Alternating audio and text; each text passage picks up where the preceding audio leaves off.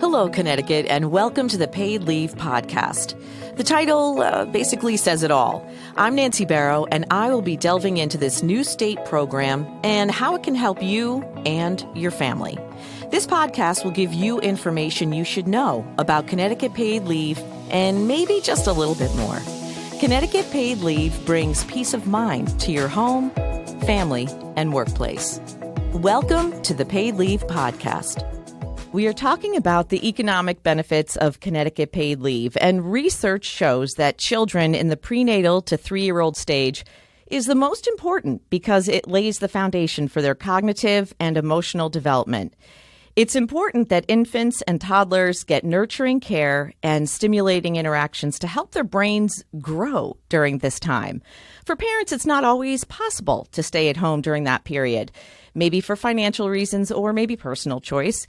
But many parents return to work soon after a child's birth. 1 in 4 mothers, primarily those with lower income, return within just 2 weeks, even though they want to take longer leave if they could afford it.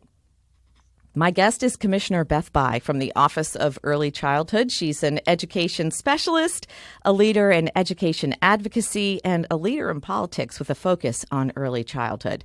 She first ran and won a seat on the West Hartford School Board way back in 2001. And as a senator, she was an early childcare advocate, and we appreciate the supporter that she was of Connecticut paid leave. Welcome to the podcast, Commissioner. Thank you. Do you miss being a senator? Not at all. I enjoyed it. I think, there's a time and I had my turn and I really enjoyed it. And I think I did my best. I did a good job. We passed some important items, including the original funding for paid leave to fund the study when I was chair of appropriations. That was an important priority. But no, I love being commissioner at the Office of Early Childhood. I've worked in childcare since I was 18. So this is land that I know. And I've also worked in birth to 3 when I was at CREC. So I know that world. Home visiting is a little new to me. It's really great working for Governor Lamont. When I ran, I was always the only woman in the West Hartford delegation. Mostly I represented West Hartford. That was the largest population. Now West Hartford has all women representatives in the House and Derek Slapp in the Senate, who's great and a good advocate for women. I think we need allies as well as women. We need both. We haven't come far enough, but we've come a long way to think that West Hartford's whole delegation is made up of women. How was the past legislative session to early childhood issues? Any wins for you? Yeah, definitely some wins. I think you'd be hard pressed to find another 2-year budget that had increases as large as this budget. We passed 11% a year increase for our Care for Kids, which is a child care subsidy. When I was in the Senate, we used to scrap for 1 or 2%. Governor Lamont and OEC made an agreement with $11.99 for 11% a year increase for 3 years. And we are also applying that to child care centers. So that's a big, big improvement. We also increased the rates for our school readiness and child daycare programs. So for families that need childcare, we've increased those rates because programs have been having a hard time making it fiscally. And so those rates were increased 18%. On top of last year, the infant toddler rates were increased 50%. Wow. So I think it was, in terms of money, it was really good. But also in terms of some social justice issues, the legislature passed a bill that now presumptively allows families that have children in foster care to get child care supports without needing to go through, the complex milieu. And also same for families experiencing homelessness, they will be eligible for Care for Kids. So, if a family's in a shelter with their child, they can access preschool and child care. And they go to the front of the line. That's wonderful. And so those were some big wins. We're also allowing communities to turn their preschool spaces into infant toddler spaces if that better meets their community need. And we know in Connecticut, I think we were number 1 in the kids count for preschool access. So we have enough preschool, but we don't have enough infant toddler care. Well, it's a tough business right now. Yeah, the business model hasn't worked for 40 years. Parents can't afford to pay the full cost of high quality care. And as you so correctly started this podcast with information, that those first 5 years are so critical. And the first 3 years, even more. So, we've got to get our priorities straight like they have in many other countries by making sure families have access to high quality care. Why is it that early child care providers have some of the lowest wages in the state? I know that you said that it's changing, like, there was a provision that's changed. Yeah. But why are they the Well, lowest wages in the state? I think, well, in the country, I mean, this is a national problem, and it requires a national and federal response to really fix it. But you really, we're learning a lot about through lines. You have to look historically. This kind of work was often not compensated in the economy, so it didn't really have a value, if you will. Now we certainly see a value and a hardcore value. We know that the lack of infant toddler care alone costs Connecticut $1.2 billion a year in economic activity, right? So now we can put a price tag on it when economic researchers study this. We think there are more than 40,000 women who want to work who are not in the labor force in Connecticut because of a lack of childcare. So there really are costs to our economy. The governor, you'll often hear him talk about, we need 100,000 workers. Well, a lot of those are women, and childcare could solve a lot of that. But traditionally, it's women's work from women's work. So as soon as it becomes more expensive, then it's worth it for the woman who usually has a lower salary to work, then the family keeps the child home.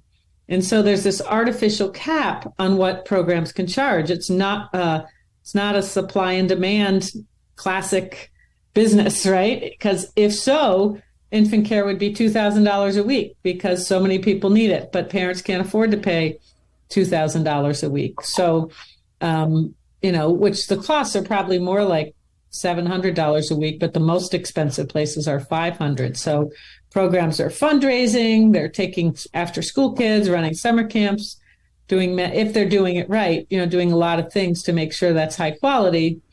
But you can't make it on infant toddler care alone. The budget just doesn't work. Well, with the child care crisis, how does Connecticut paid leave lessen at least a little of the stress on the overburdened child care system? I think paid leave does more than just, we know it does a lot of things. First of all, I just had my first grandchild about 11 days ago. Oh my gosh, so congratulations.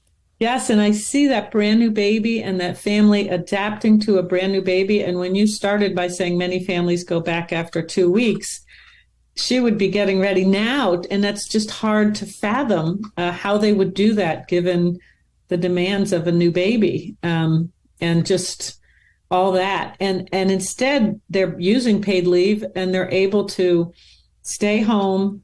And really, I see what they're doing. They're learning who this little creature is, what her personality is, how to respond to her. All that is supporting the baby's brain health and the baby's brain development. So, paid leave allows for that for kids across the state. And so they're building those executive function skills, and self-regulation starts at birth, learning how to put themselves to sleep, learning how to play and settle down without being nursed, for a little while.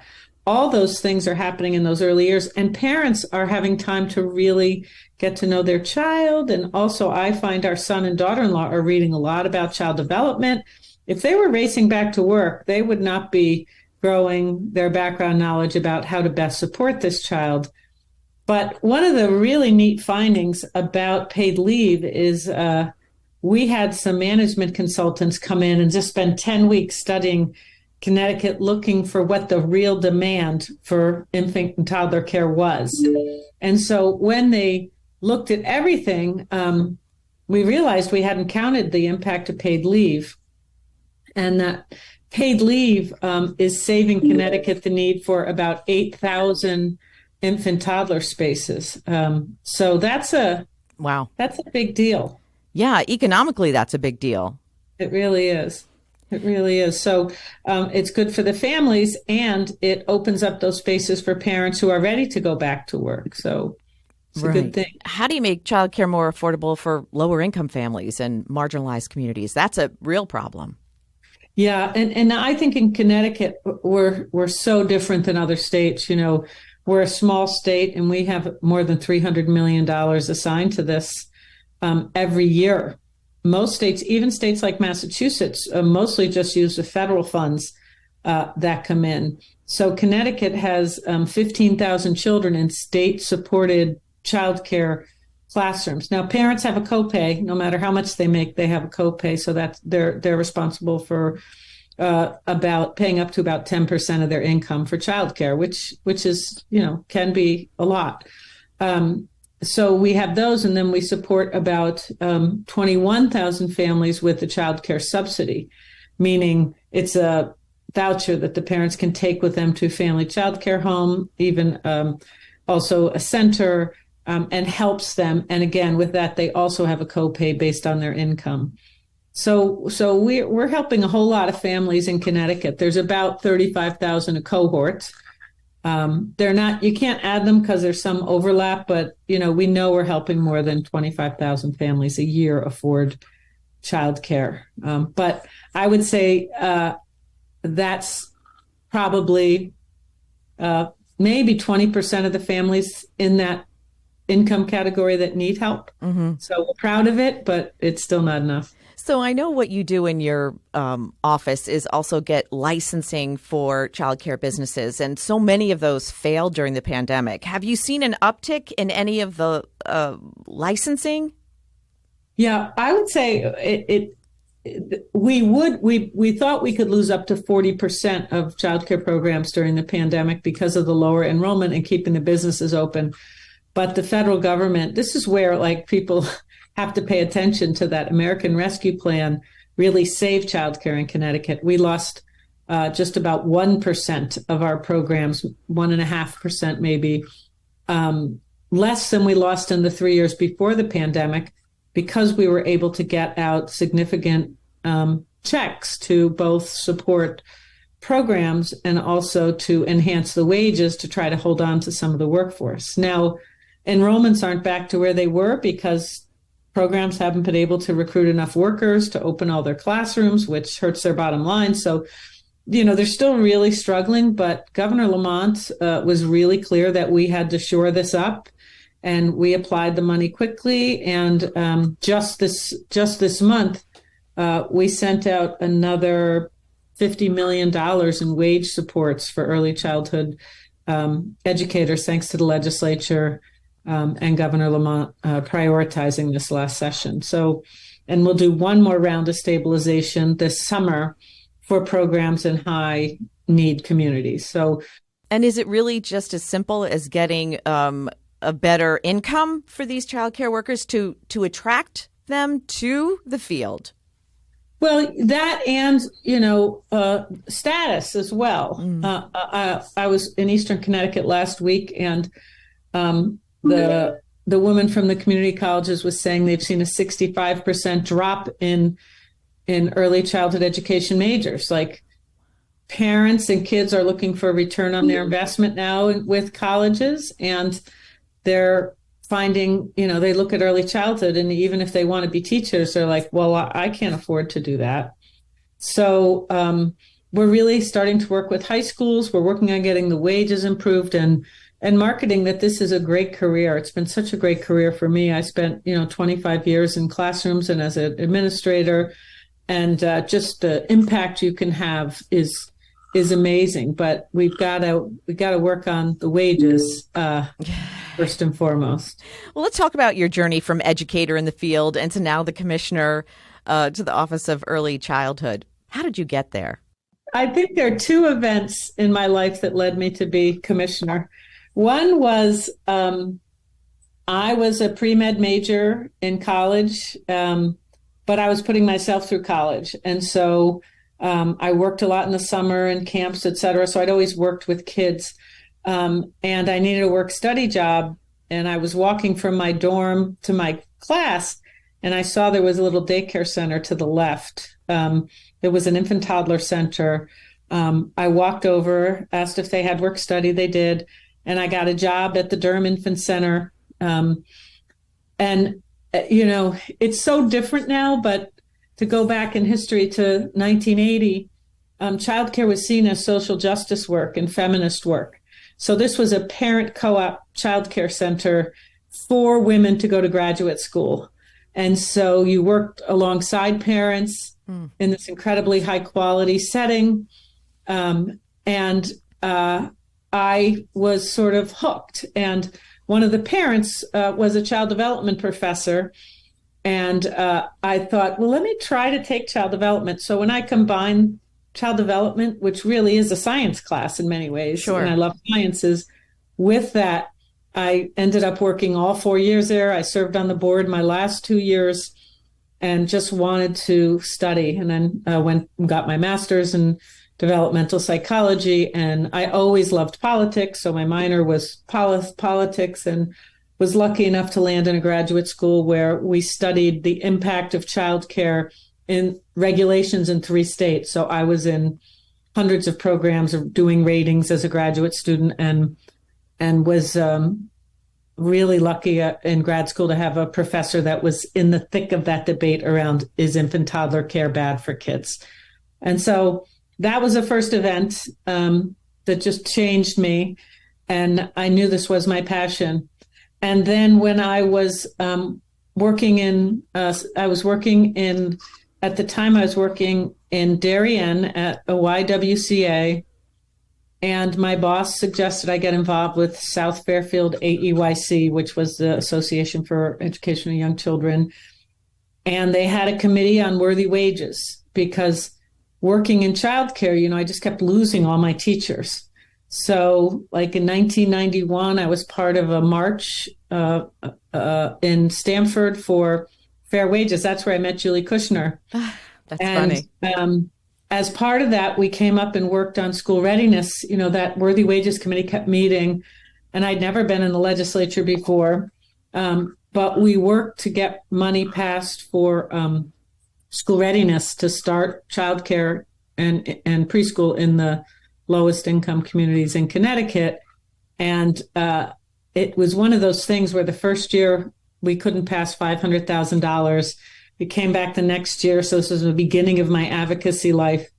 And welfare reform had passed, and Sheff versus O'Neill was lost. And so the legislature was looking for a way that year to not bus kids and to deal with the women having to go back to work at 21 months, which was a draconian, welfare change.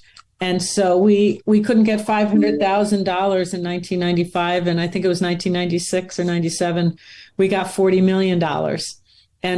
And state-funded preschool started all over Connecticut. And I was like, if this kind of change can happen in 1 year, imagine. And I would say I would compare this last legislative session, the closest thing we've had since 1996, to people recognizing we got to do something, and this is important. I'm sorry, that was a little long-winded, but those were the 2 events. I appreciate that. It's a good thing you didn't go to med school. We would have lost out on someone who's been such an advocate. And speaking of that, you were really supporting paid leave when it was even just 8 weeks. I was there planting a tiny seed. It was really the work of Guelph and other organizations that just worked so hard for so many years. They never gave up, and they stayed so pleasant in the face of, losing year after year. It's just a really good example of how you have to stick with it. What were the early discussions like around paid leave? I think it really felt out of reach. I can remember Betty Gallo, who was a lobbyist, and I think it was Kate Farrar at the time at Guelph, or even maybe pre-Kate, where we were just, they'd come talk to us and say this wasn't true in any state. And the year I was chair of approach, when we passed this, the state was cutting $1 billion a year because of the fiscal downturn. Just didn't really feel doable. But Betty felt like, if we can just fund a study, let's just look into it, fund a study. So that was what it looked like in the early years. And I think Betty, was one of the best lobbyists up at the Capitol. And I think she was right. We just had to stay after it and take it in steps. So that was where I was engaged at the very beginning with Tony Walker to fund a study. Very interesting. I feel out of reach. I can't believe it's here and existing and benefiting little children's brains and families every day. Yeah, and if you have to take care of someone you love, no matter what that family looks like, the broad definition of family. I mean, it's such a beautiful thing. Fabulous. I have two sisters with Huntington's disease, and so I help them out, and I just know that having the ability, what it means to them, that they have siblings. We have 7 kids in our family, but to have siblings who have the ability to get time off from work to help them, it helps the whole family. People aren't running out at 8 at night to do laundry. People are taking paid time off from work to help them, and it's a real difference. Yeah, and it's good we have Connecticut FMLA too to give you your job back. So it's that exactly all of it. Tell me a little bit about the Blue Ribbon Panel on childcare. It's a new program, right? So can you tell me what is happening? So Governor Lamont really wanted to put some different minds and big minds at a table to spend 10 or 11 months really studying how we can attack this problem in Connecticut from a lot of different angles. The child care system. The child care system, it really doesn't work for families. It's too expensive. Whether you're a family that makes $20,000 a year or $100,000 a year, child care is too expensive for you to pay off your student loans, have a home, and pay for child care.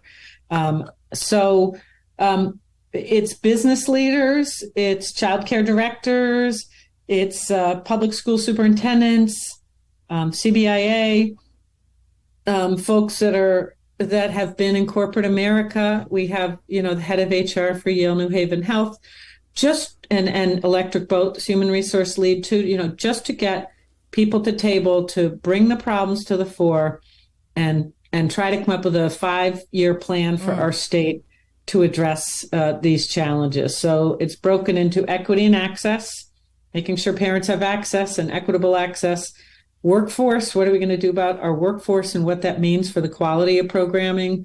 Then systems, what are some state systems that could be simplified or enhanced to make the system work better? And then fiscally, what do we need to do fiscally to address this challenge? So the plan is due in December, which is super ambitious. Wow. I mean, we'd spent almost 3 years before the pandemic doing strategic planning.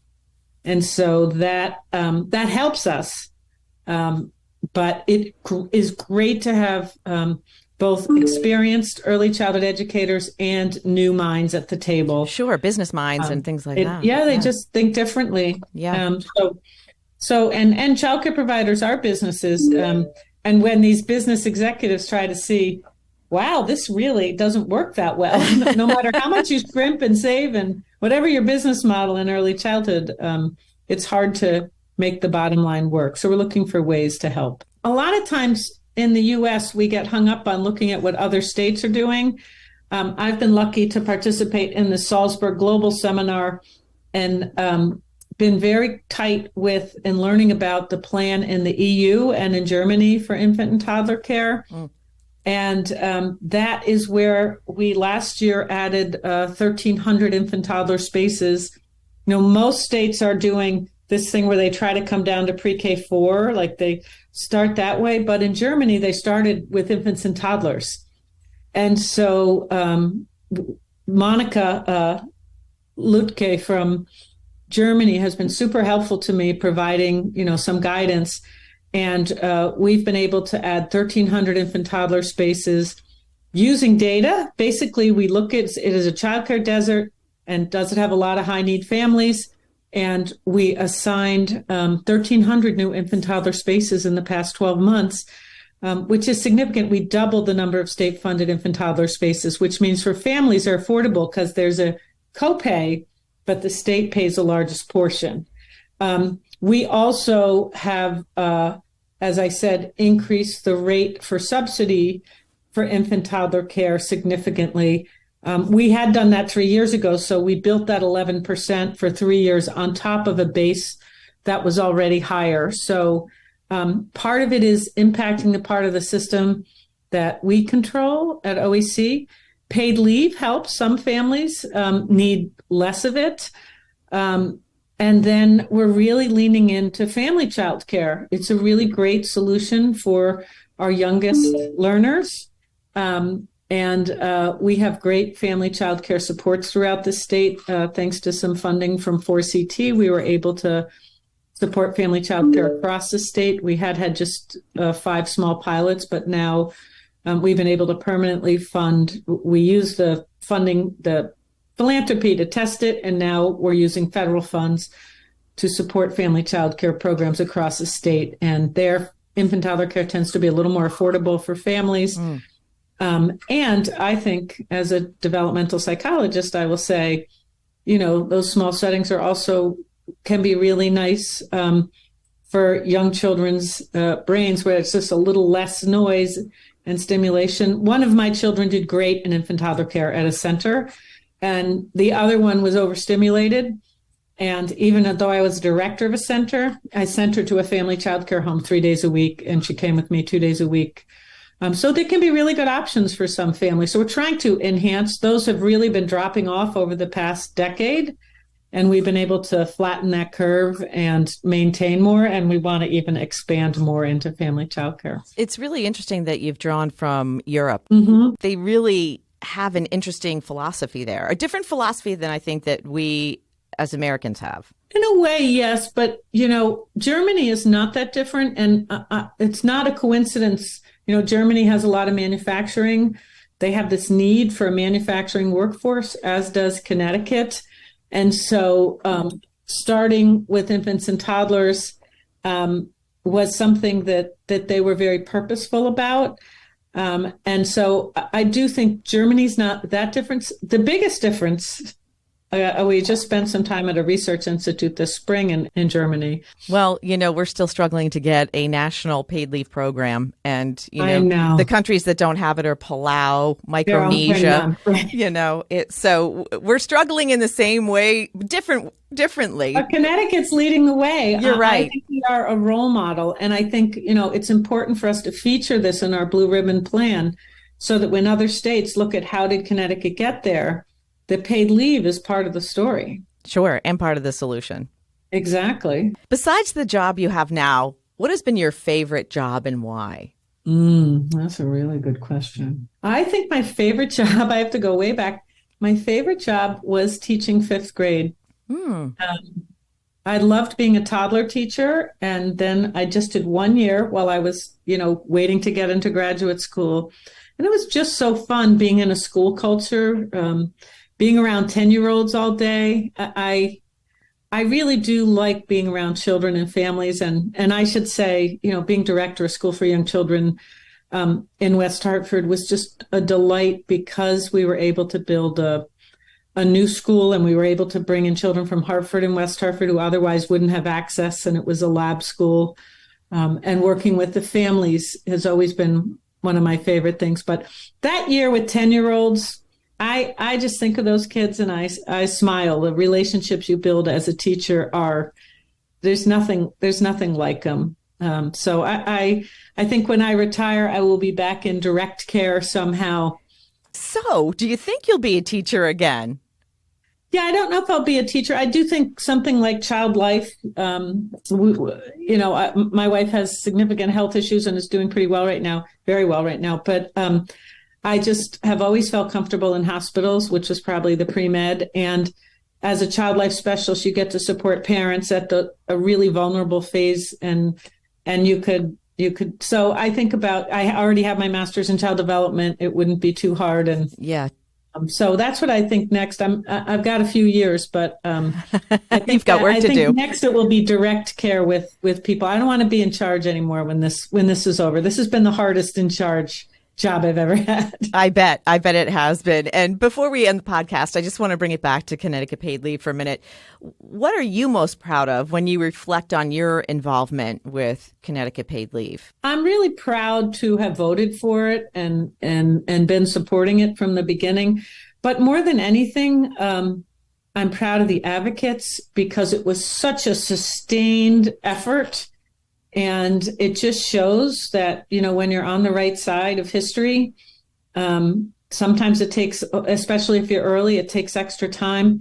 But to see it and to see family members be able to take advantage of it and look at that little baby Ivy and think what a difference it makes for her parents to have paid leave, because you've also forced the hands of private companies to offer paid leave in many ways if they don't want to participate. So I think it's remarkable. We're going to look back on Connecticut and say, this state really showed the way, because 12 weeks is not insignificant. And we didn't start small. I'm really proud to be a part of the Lamont administration where, he wants to make it a family-friendly state, which means he believes in the future, as do we. And let's start early. Let's invest early. And that's what this does. And it puts it in the hands of the parents. And I know it's for other family members as well. But as a developmental psychology person, I see it's going to make a huge difference for those little brains forever. Which is really what the bottom line is, right? Bottom line. Yeah. Commissioner Beth Bye, thank you so much for being on the Thank you for having me. This is great. Thank you so much for sharing such good information about the Office of Early Childhood, too. It's so valuable to parents and families. We're so lucky. Yeah, it's a great office. For more information on the Office of Early Childhood, go to ctoec.org. And to set up an account and apply for benefits, please go to ctpaidleave.org. This has been another edition of the Paid Leave Podcast. Please like and subscribe so you'll be notified about new podcasts that become available. Connecticut Paid Leave is a public act with a personal purpose. I'm Nancy Barrow, and thanks for listening.